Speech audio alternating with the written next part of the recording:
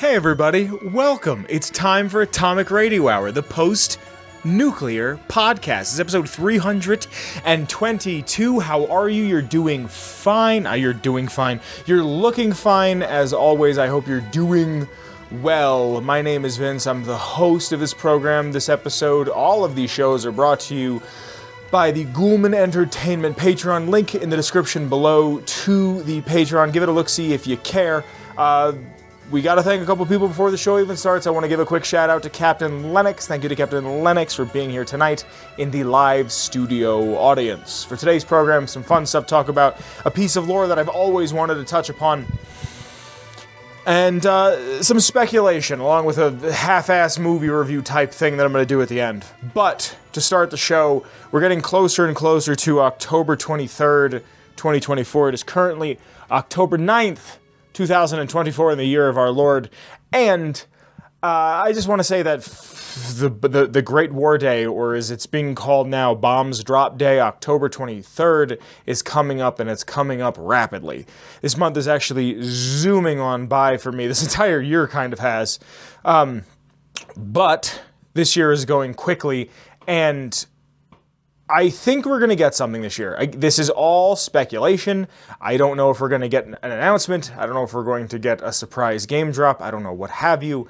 Bethesda recently unionized, so who knows, maybe that disrupted the workflow a little bit in the sense that they have to set up a baseline, they have to set up negotiations, all these things. But I'm thinking maybe we'll get an announcement of a remake, remaster. There was that document that had leaked a little while ago that said we were going to get something in terms of a Fallout 3 remaster, which would be great, even if they just, changed little things, maybe gave us some Radiant quests, maybe just said like, oh, here's this, and this is, like, better gunplay.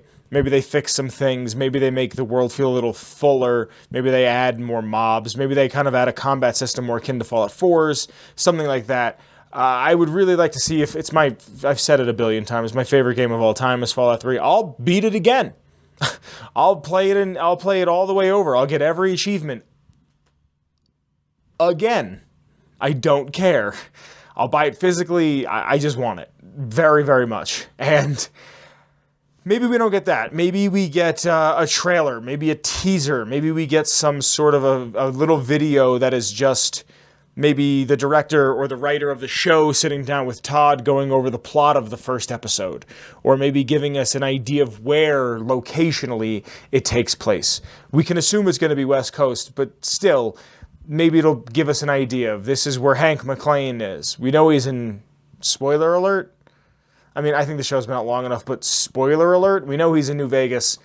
Maybe we'll find out that Lucy McClane and the ghoul went to Jacobstown or something. We'll find out that they're in a spot looking for X, Y, and or maybe even Z if we are lucky. I'd love to hear that they have a game in the works. I would love to get a teaser image, a teaser video. If I remember correctly, when they tease Elder Scrolls 6 this year, the Elder Scrolls 6 teaser video is now the same age that Skyrim was when that video dropped. That little quick, hey, we're working on it type thing. So maybe we're not going to get anything that's Elder Scrolls, but also this December, I believe this December, we're still getting Indiana Jones, and I think Indiana Jones is coming to PS5, if I remember correctly. So maybe we won't get anything great. And I mean great as in scale. Not that we won't get anything good, maybe we just won't get anything of a greater scale. Maybe we'll get something that's just, hey, we're thinking about you on this day of holy days, and, that's about it. That's how it was for years. That's how it was for years after New Vegas. It wouldn't surprise me. And then it was like that for years after 4. So I wouldn't be surprised, but I have high hopes, like I always do, for October 23rd of the current year. Maybe we'll get something. Maybe actually for real, almost maybe. Certainly they'll have to do it this time. Absolutely, without a doubt. Yes. But as always, in the comments, let me know how you're feeling about this at this particular time. Now, I have a really fun piece of lore that I've been wanting to do for a while. And I really want to talk about it, but I can't talk about it until I've thanked the Patreon. So without further ado, I would like to thank them. If you like the show in any capacity, consider checking out the Ghoulman Entertainment Patreon. There's a link in the description below. There's a bunch of tiers, a bunch of fun activities and stuff and whatnot that are in the Patreon. And the $10 tier, which I think is the best tier, is you get to watch these episodes get filmed live before a studio audience. And there's some names I have to thank, all at various degrees, from the $1 tier to the $10 tier. And starting at the top, I have to thank the OG Noah. Thank you, Noah. After Noah, I have to thank Marcus. Thank you, Marcus. After Marcus, I have to thank Mellow Milhouse. Thank you to Mellow Milhouse. After Mellow Milhouse, I have to thank Captain Lennox. Thank you to Captain Lennox. After Captain Lennox, I have to thank DanishHoundDog. Thank you to DanishHoundDog. Also, Captain Lennox is here. Hello, Captain Lennox. How are you? Thank you for being here. Thank you for supporting. After him, I have to thank DanishHoundDog. Thank you to DanishHoundDog. And last but certainly not least, the newcomer to the program, I have to thank Brotherhood Outcast. Again, if you like the show, consider checking it out on Patreon. There is a link below. And, you know, support at any level that you would like. It's not mandatory, but it's highly appreciated. Thank you for your support. I love you very much. So for this week's lore, I wanted to go back to New Vegas. There's something that I've been wanting to talk about for a while, and I put it to the Patreon, and I asked them a question. What would you... First off, I said, y'all know about my boy Malcolm Holmes? And then I said, would you rather hear about the Legend of the Star quest, or would you rather hear about that one quest in New Vegas where you have to gather up all the bottle caps with the stars on them and then trade them in?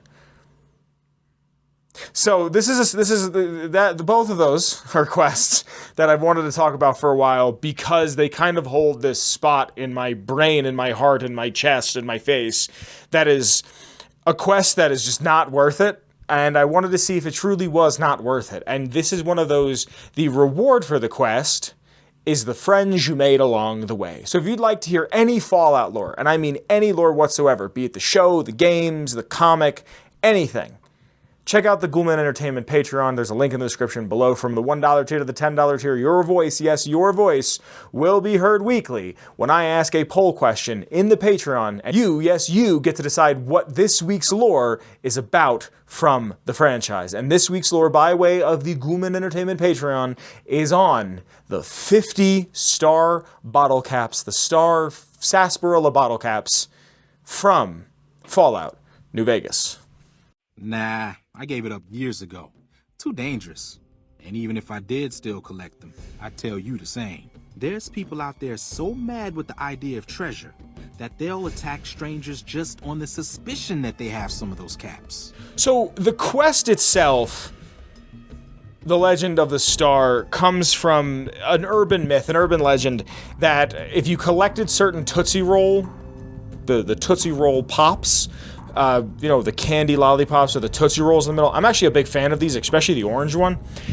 If you collected these, you could send them in to the Tootsie Roll Company and you'd get a prize. And it was one of those things that some of the rappers had a Native American shooting a star with a bow, but it was never confirmed, and I don't believe that it ever was a real thing. It was like just an urban myth that got passed around, and a bunch of people were like, oh hey, this is a thing. And it's not. And that's the real-life inspiration. That comes directly from Josh Sawyer, who confirmed that.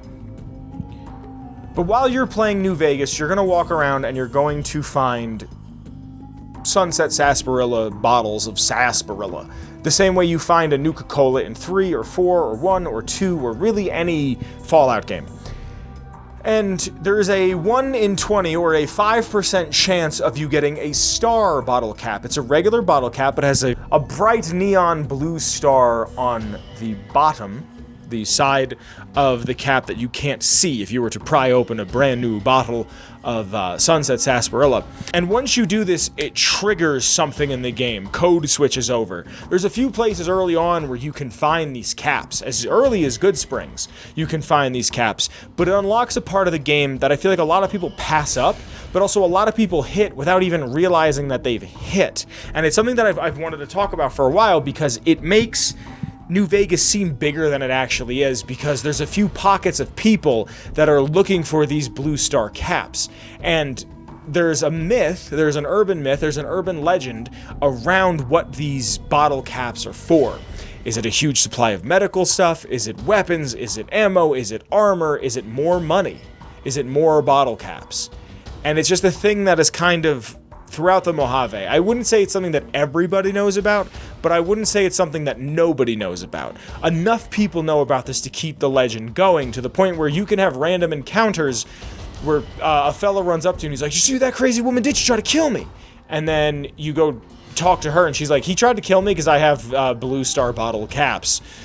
And you can just kill them and take theirs, and you're already up like 15 caps or something. You're up like a lot for being super early on in the game if you find them early on, if you get the random encounter early. When I went to the Fallout meetup 2 or 3 years ago in DC, I had made bottle caps. I had made a bunch of Nuka-Cola, Sunset Sarsaparilla. I made Nuka-Cola, Sunset Sarsaparilla, and Nuka-Cola Quantum bottle caps. And I just bought cheap, I have them right here. I bought cheap silver bottle caps, nothing crazy, nothing special, nothing fancy, and I printed off regular schmegular ass labels, just little paper labels, and I cut them out and I glued them to these bottle caps, and I did 3 per bag, and in each bag it was Nuka-Cola, Nuka-Cola Quantum, and Sunset Sarsaparilla. And out of all of the Sunset Sarsaparilla, I took about 5% of them, maybe a little more, and I stamped them with blue stars because I wanted to give these out. I wanted to give an authentic feel of what it was like to play a game and you know, give somebody something. And I actually gave a guy a bunch of bottle caps, and he goes, "Oh, wait, hold on, I have this." And he just handed me a glass Coca-Cola that he had taken the label off of and made Nuka-Cola, and wrote on there like 2 of 6 or 4 of 6 or something. He made he bought a 6-pack, and I said, "Oh, this is like a genuine business transaction. Like, I am selling you, or I'm buying this from you. You are selling me Nuka-Cola for 3 caps." There was one guy who came as an NCR veteran, you know, like a desert ranger. I didn't get his name. I'm sorry if you ever see this. I apologize. I didn't get your name, but I gave him the Blue Star bottle cap, like a really good one, because it took me a couple tries to really, really get it. But I gave him like a really good one, and I handed it to him, and I was like, "Hey buddy, watch out. My boy Malcolm might be looking for you." And he looks at me and like fully in character just goes, "I got a lot of people looking for me." And I was like, yes, these small little moments are what make meetups and conventions worth it, like entirely for me.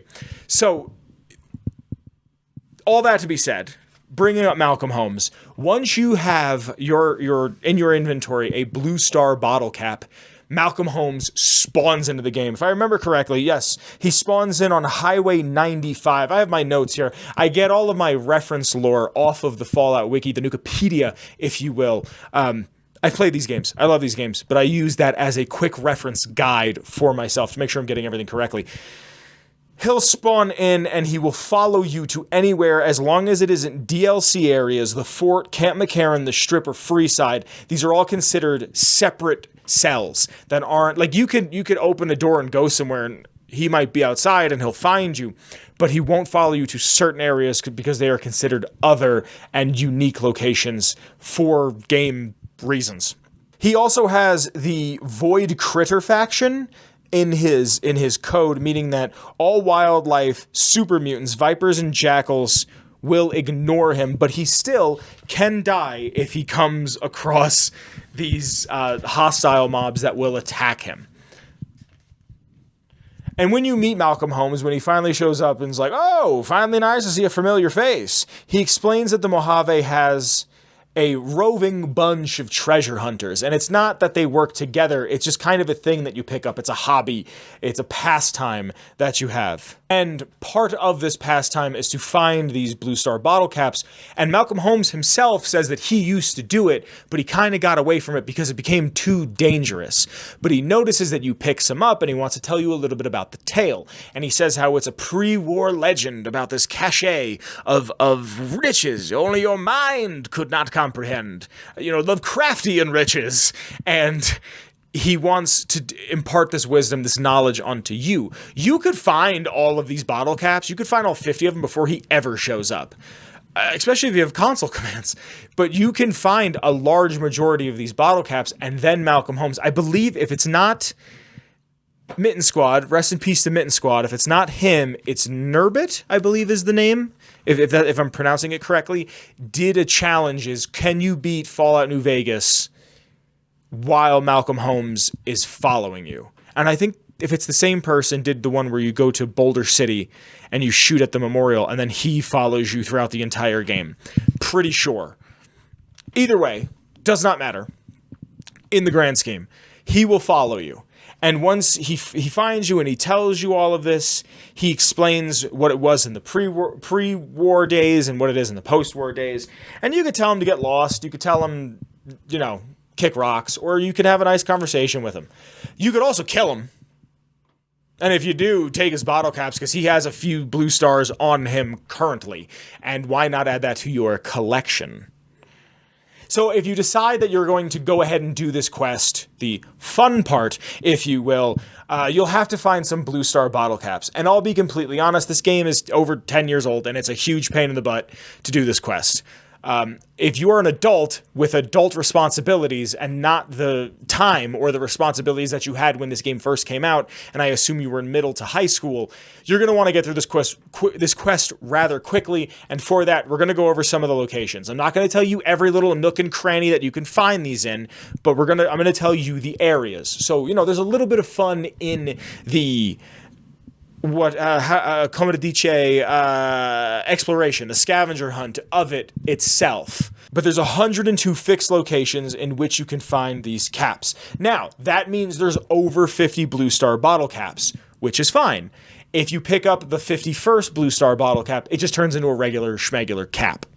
Some of the places where you can find these blue star bottle caps are the 188 Trading Post. There's a wooden bar counter. You can find some there. The Aerotech office space in the Aerotech Suite 300. Allied Technologies office, you could find them there. Bitter Springs Recreation Area, Black Mountain inside Tabitha's storage building. There's the Blue Paradise Vacation Rentals.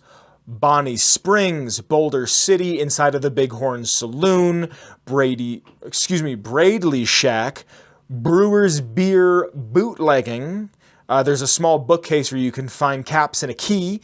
Brooks Tumbleweed Ranch, California Sunset Drive, and two of them can be found next to the fourth bottle, looking left to right. On a slab of concrete, Seville Bay, twice, Camp Forlorn Hope in the Mess Hall, Camp Golf in the House Resort, Camp McCarran has a small crate on one of the many metal shelves, Camp Searchlight. In the Cap Counterfeiting Shack, there are 3 on the table nearest to the vending machine. Cerulean Robotics has it. Cliffside Prospector Camp has it. Cottonwood Cove, inside the ladies' restroom, you can find some. The Coyote Mines, the Crimson Caravan Company, in the main office, the El Dorado Gas and Service Station, the El Dorado Substation, the El Rey Motel, the Emergency Service Rail Yard, the Fiend's Shack in the Doorless Refrigerator, Fisherman's Pride Shack. Why is there a Fisherman Shack in Vegas? That seems a little odd to me. In the Gibson Scrapyard, in the corner of the low metal shelf with the tires and vehicle rims inside of the main garage. Good Springs. The Good Springs home, west of the Good Springs store, on the game table with the chessboard and the bottles in the master bedroom. There's also the home east of the schoolhouse, in the kitchen. You'll be able to find some there. The Grub and Gulp rest stop, Guardian Park, the Gun Runners, at the bottom of the small bottle crate on the floor by the metal table with the coffee machine on it.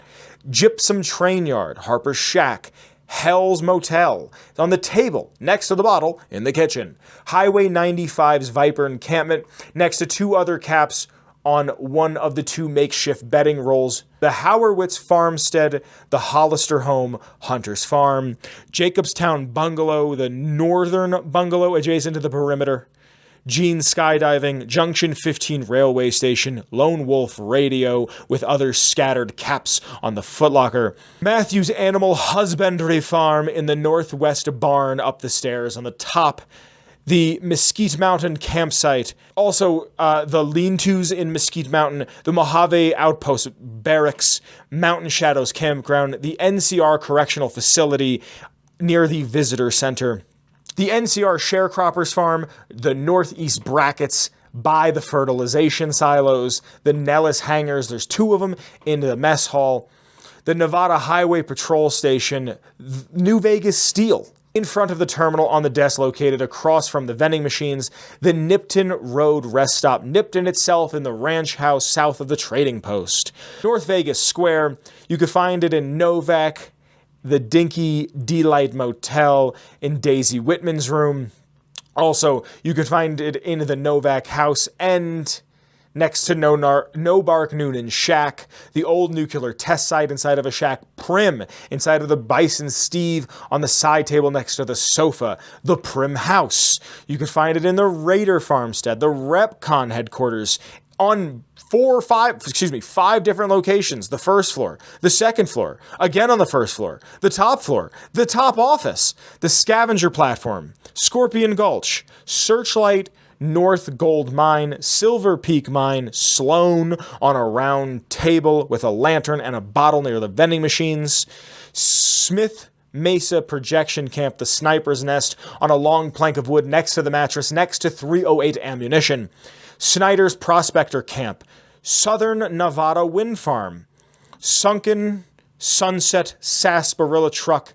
There are a bunch of sarsaparilla bottles in the truck. The Sunset Sarsaparilla headquarters at the south end of the upstairs hallway in the office immediately preceding the entrance to the prize vault. And we'll get to the prize vault shortly. The Devil's Gullet. In the bottom of the gullet, in a small wooden crate, 2 bottles next to the skull and some rusty ammunition boxes. The Prospector's Den. Vault 3 on a desk next to a bottle of sarsaparilla in the south room of the living quarters. Vault 19 inside of the living quarters, not the first floor, the blue sector. The Vipers Gang Ambush, which is a good way to get some quick caps early on, and the Wrecked Highwayman. Those are a bunch of places in which you can find the Sunset Sarsaparilla bottle caps in-game. And again, I didn't want to go into too much detail on too many places because I want you to go out and find these bottle caps. If anything, use that as a guide of, oh, these locations I can go find. If I'm playing on PC, I think everybody should play with the Explorer perk just because it unlocks where all the locations are. It's one of like the mods or cheats that I feel like is appropriate. I'm going to play the game. I just want to know where everything is. I don't have, the 200 hours to invest in a New Vegas playthrough where I have to go find everything. So if I'm looking for something, I might as well have all the locations up. And don't forget, if you find Sunset Sarsaparilla or you go to trade with somebody and they have Sunset Sarsaparilla, you can trade with them and there is a 1 in 20 chance or 5% chance of you getting a Blue Star bottle cap. Once you have all 50, you can head to the Sunset Sarsaparilla headquarters and you can talk to Festus, an animatronic sheriff. And I don't know if you know this about me, and it makes it even wilder to me that I haven't completed this, but I love animatronics. I love puppets, I love animatronics, and I always forget that Festus is a working animatronic in New Vegas, because I've never done this quest, because it always just seemed like too much and not enough reward, personally. Once you give him the 50 caps, the quest fails. He gives you the quest, The Legend of the Star, and it fails after he gives it to you, and then he gives you another quest called A Valuable Lesson, where he will tell you the story of Sunset Sarsaparilla and how it became such a big popular drink in this part of the country and why people preferred it over Nuka-Cola. He even states that at one point in time, the only thing people had to drink was water and Nuka-Cola, which doesn't make any sense because Sunset Sarsaparilla was invented in 1918 and Nuka-Cola wasn't invented until 2044 by John Caleb Bradburton. And that's a 126-year difference. So that story that Festus, the animatronic robot sheriff, is telling you is completely marketing. It's complete bullshit. It's not real. It doesn't exist. Me and all of my homies hate that he lies. And arguably, understandably I should even say, rightfully even, you can say to him, can I get a real prize that isn't just a story, isn't just a tale? isn't just a piece of marketing. And even old Festus agrees that people have been complaining, saying that isn't a lot of a reward, if anything, and he tells you that you can make your way into the vault. It's funny how we always come back to vaults. See, this was a real thing. Like I said previously, this was a real thing pre-war that people tried for. People really went hard for. I don't know if they do it outside of the US, but McDonald's will do Monopoly, and that's actually like a decent documentary that I've wanted to watch called McMillions, about how someone rigged that whole event, and the only reason why no one ever heard of it is because the news story on it broke on September 10th, 2001, and the day after that is America's birthday, so everyone was focused on that and not, the guy who stole a bunch from McDonald's. But this is something that it perpetrated itself throughout the wasteland because it was something that was known pre-war. And this is the stuff that Fallout nails, that tickles my brain in such a way. It was a thing that was known pre-war, right? So it lasted, let's just say the Fallout, haha, get it, there's the pun, there's the joke, they said the thing. Let's say that the Fallout of the Fallout was 50 years, right? There was people who were around and probably told this story to their kids, and as people were leaving vaults, people were emerging into societies, people were doing what they had to be doing to rebuild humanity, these stories showed back up and people misremembered them, and that's what I love. That the anthropology of this world, of this series, of how does human interaction change the way we appropriate our culture and our traditions.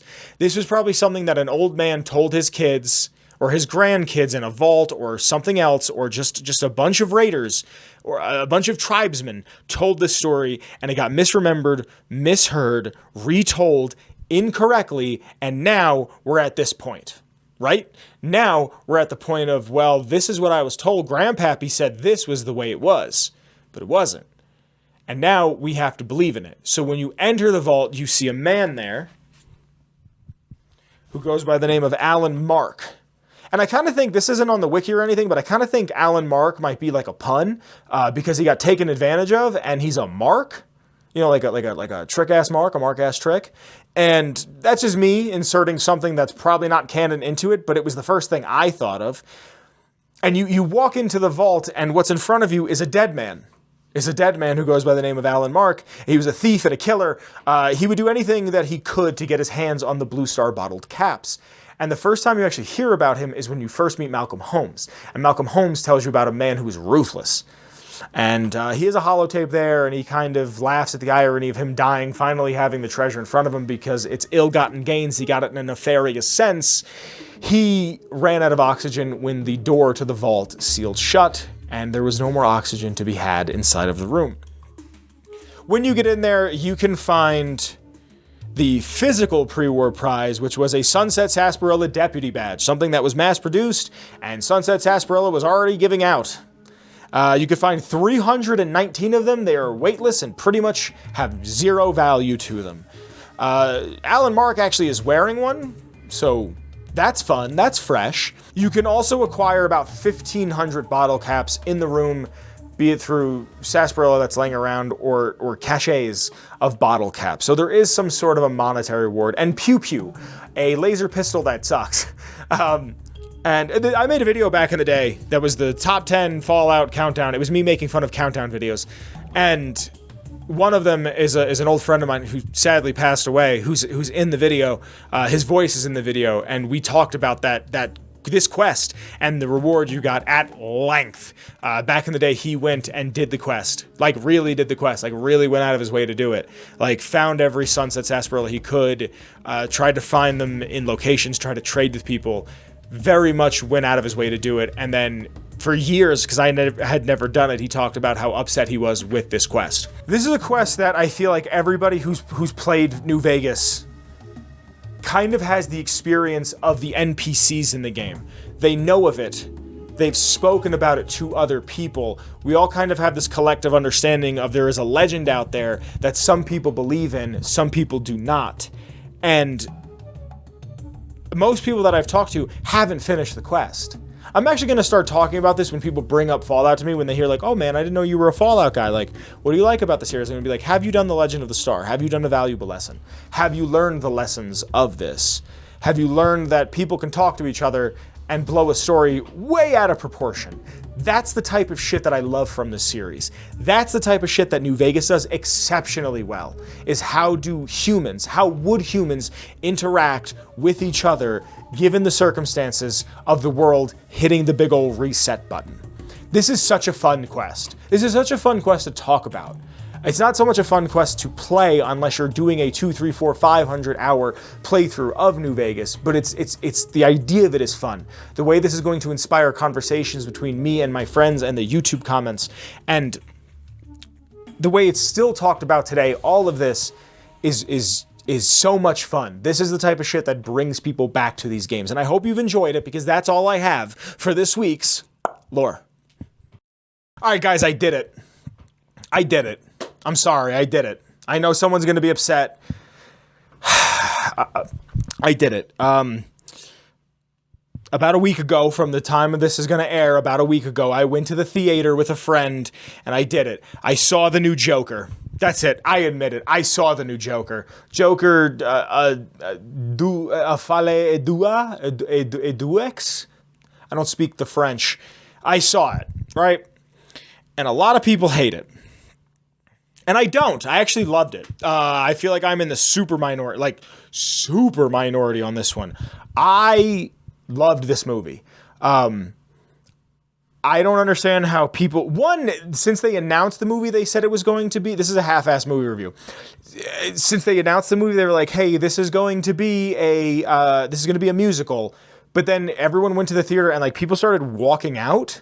And how?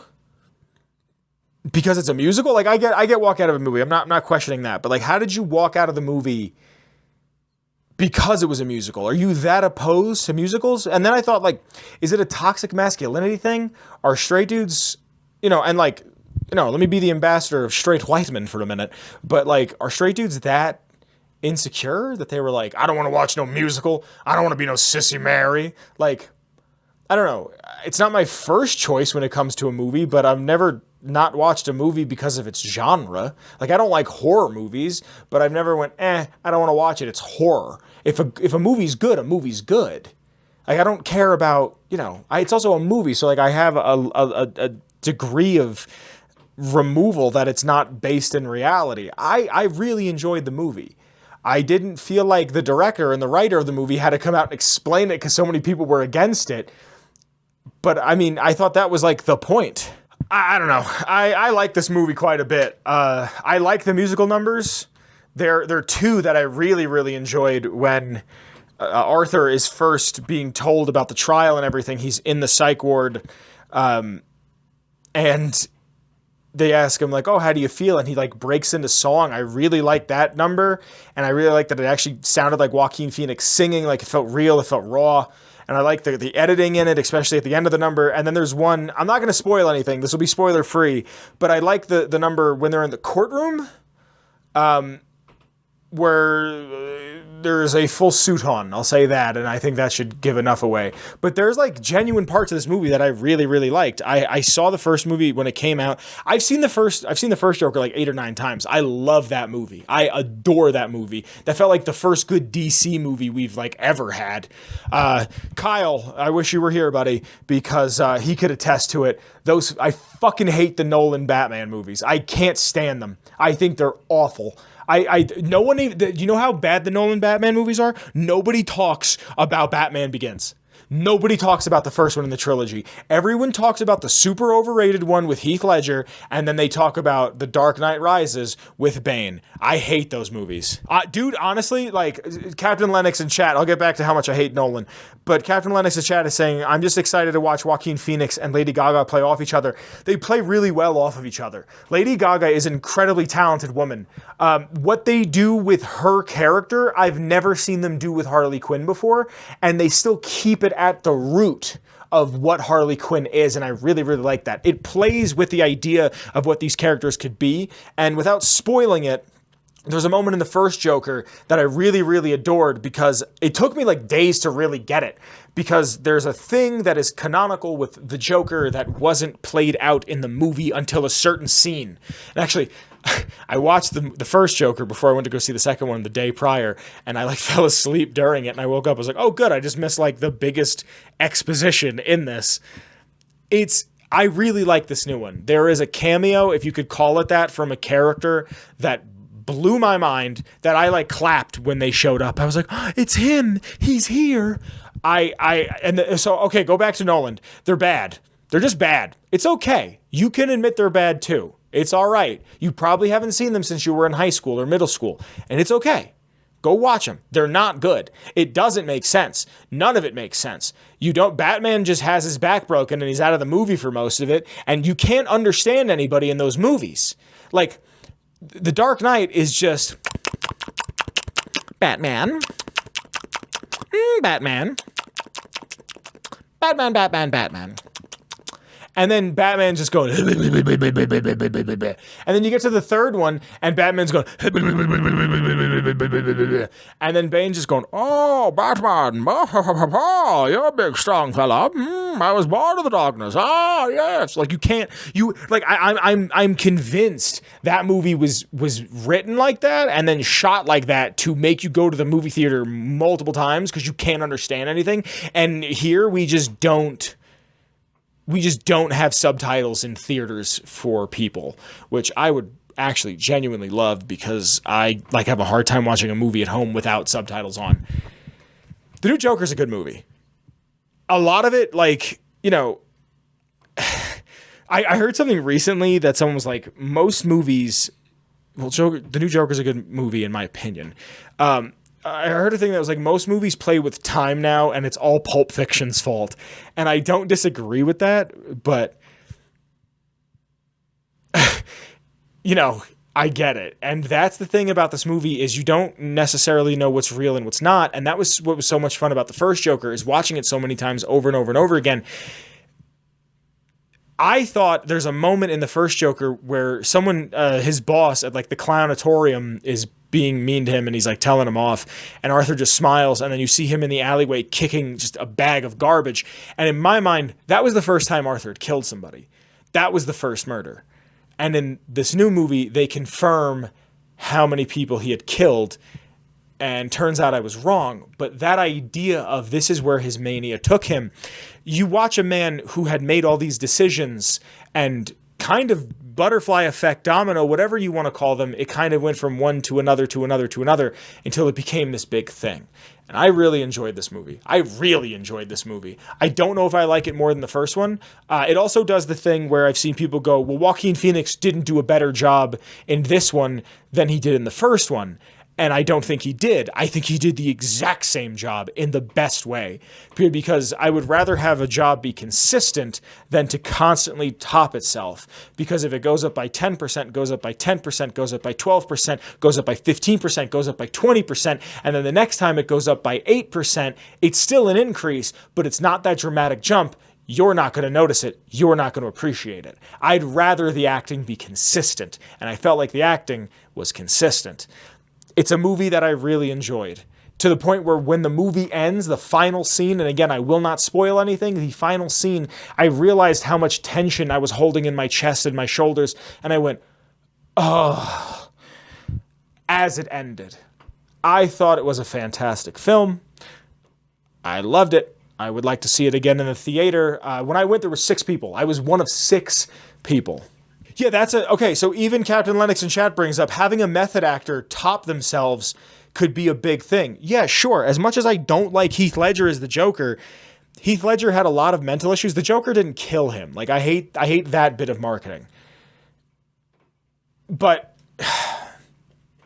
the Joker is hard to play because he's such a big icon in the Batman universe. And like, hold on, just because I'm here and I want to talk about Batman multiverse universe shit real quick, people were complaining that there was no Thomas Wayne, no Martha Wayne, no Bruce Wayne.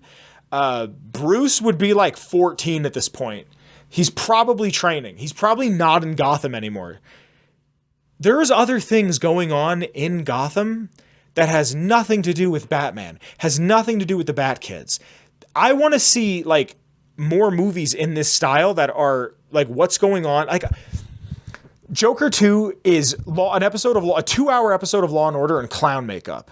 And I don't think people were ready for that either, where it's, you're watching court. Like you're watching a man who's fucking insane go through court.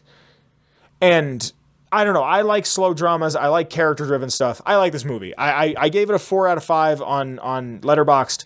I gave the first one a 5. I wouldn't be surprised if my rating goes up if I watch it again. I also wouldn't be surprised if it went down if I watch it again. And maybe I'm seeing what everybody else is seeing. But this is a movie that thoroughly captured me. I thoroughly enjoyed. I know there's a bunch of problems with it from a bunch of other people, but I really identified with a lot of it, and I really, really liked it. I really identified with like he acted this way and people expect to see him this way, and he's an insecure little man, so he wants to act that way to make everybody happy. I understood that. I really got that. Really feel like a lot of who I used to be versus who I am currently was represented in that, and I saw a lot of myself in that, especially with who my friends are now versus with who my friends were and who my friends could be. I hope you guys have enjoyed. This has been Atomic Radio episode 322. I was honestly hoping to get into another fight like I did the first time I walked out of the movie theater seeing Joker. But I hope you guys have enjoyed. This has been the episode. In the links, description below, whoa, hold on, pause, reverse, flip it, turn it. Intro music, Shane Ivers, the one and only, the great Shane Ivers, Feather Duster, intro track. You can get it at silvermansounds.com/free music, where you can get all of his heaters, including Feather Duster. In the description below are links to the Patreon, the show's Redbubble, my Twitter, the show's Twitter, Kyle's Twitter. If you like the show, check out the Patreon. Also, I want to thank the Patreon folks that are here tonight.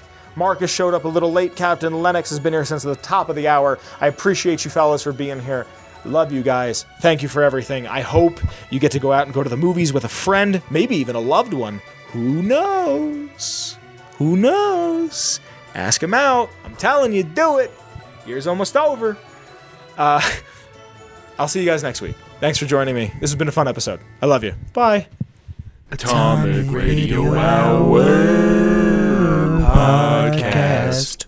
A Ghoulman Entertainment production.